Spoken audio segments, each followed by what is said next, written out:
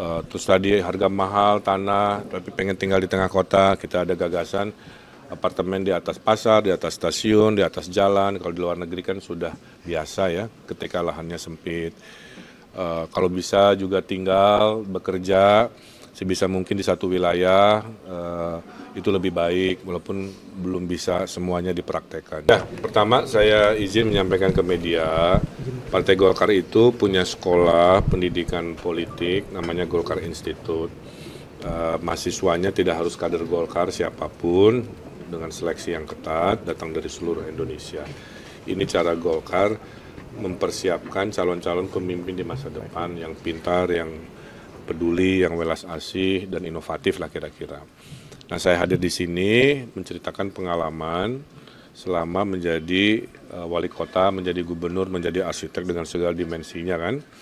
Nah, sehingga alhamdulillah dalam waktu 1,5 jam tadi mereka diberi pemahaman tentang optimislah dengan Indonesia, sempurnakanlah demokrasi yang memang masih belum sempurna kan, dan turun tangan, jangan tunjuk tangan atau lepas tangan, ikut dalam proses ini.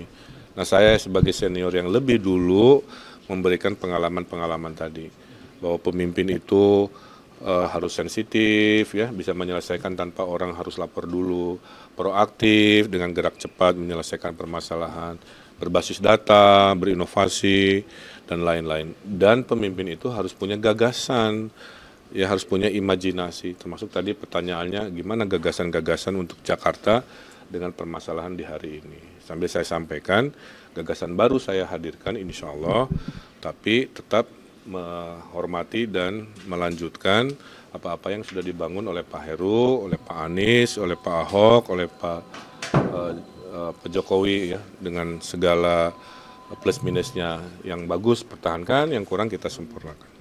Kang, tadi juga disampaikan bahwa harus ada gagasan, termasuk gagasan tadi sebagai quick respon. Kan masyarakat Jakarta ini banyak masalah gitu kan. Ya, ini gimana? kan negara hadir membereskan masalah harian sampai membereskan masalah yang struktural. Kalau harian itu kan ada konflik-konflik kemanusiaan, ada tragedi kemanusiaan harian. Nah, kita hadir dengan quick respon, nanti disiapkan. RW-RW ingin membangun sendiri, nanti kita ada anggaran untuk RW, ya kita aturkan.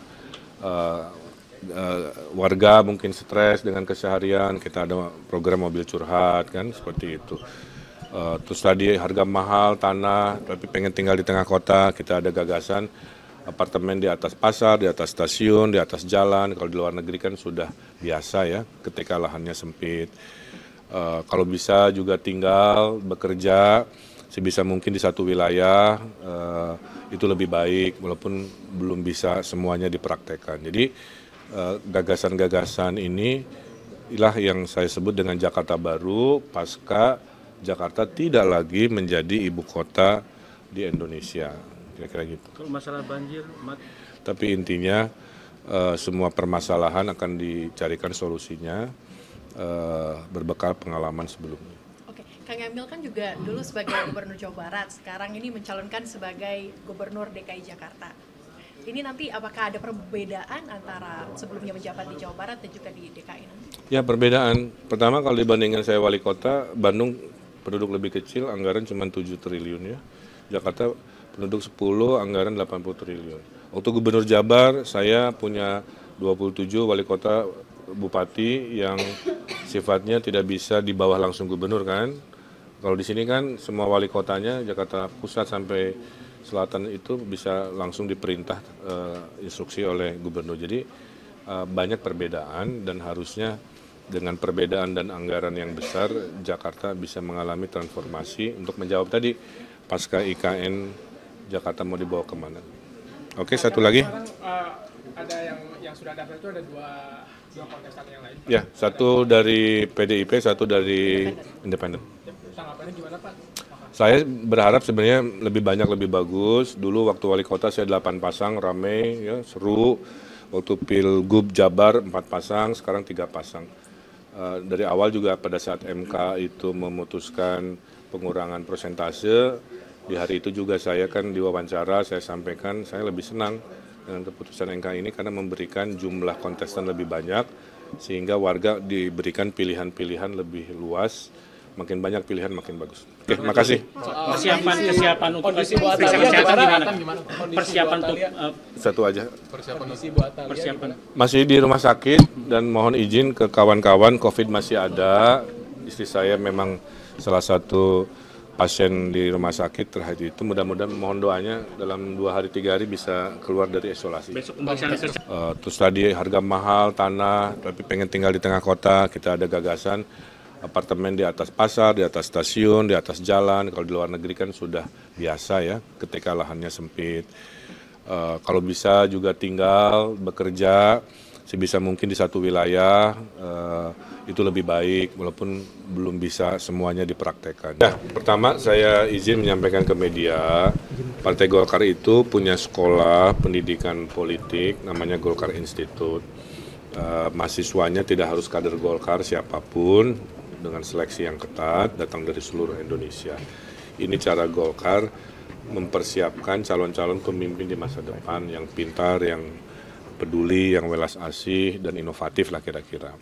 Nah, saya hadir di sini menceritakan pengalaman selama menjadi wali kota, menjadi gubernur, menjadi arsitek dengan segala dimensinya kan. Nah, sehingga alhamdulillah dalam waktu 1,5 jam tadi mereka diberi pemahaman tentang optimislah dengan Indonesia, sempurnakanlah demokrasi yang memang masih belum sempurna kan, dan turun tangan, jangan tunjuk tangan atau lepas tangan, ikut dalam proses ini. Nah, saya sebagai senior yang lebih dulu memberikan pengalaman-pengalaman tadi, bahwa pemimpin itu harus sensitif, ya, bisa menyelesaikan tanpa orang harus lapor dulu, proaktif dengan gerak cepat menyelesaikan permasalahan, berbasis data, berinovasi, dan lain-lain. Dan pemimpin itu harus punya gagasan, ya harus punya imajinasi, termasuk tadi pertanyaannya gimana gagasan-gagasan untuk Jakarta dengan permasalahan di hari ini. Sambil saya sampaikan, gagasan baru saya hadirkan insya Allah, tapi tetap menghormati dan melanjutkan apa-apa yang sudah dibangun oleh Pak Heru, oleh Pak Anies, oleh Pak Ahok, oleh Pak Jokowi ya, dengan segala plus minusnya. Yang bagus pertahankan, yang kurang kita sempurnakan. Kang, tadi juga disampaikan bahwa harus ada gagasan, termasuk gagasan tadi sebagai quick response. Kan masyarakat Jakarta ini banyak masalah gitu kan. Ya, ini gimana Kang? kan negara hadir membereskan masalah harian sampai membereskan masalah yang struktural. Kalau harian itu kan ada konflik-konflik kemanusiaan, ada tragedi kemanusiaan harian. Nah, kita hadir dengan quick response, nanti disiapkan. RW-RW ingin membangun sendiri, nanti kita ada anggaran untuk RW, ya kita aturkan. Warga mungkin stres dengan keseharian, kita ada program mobil curhat kan, seperti itu.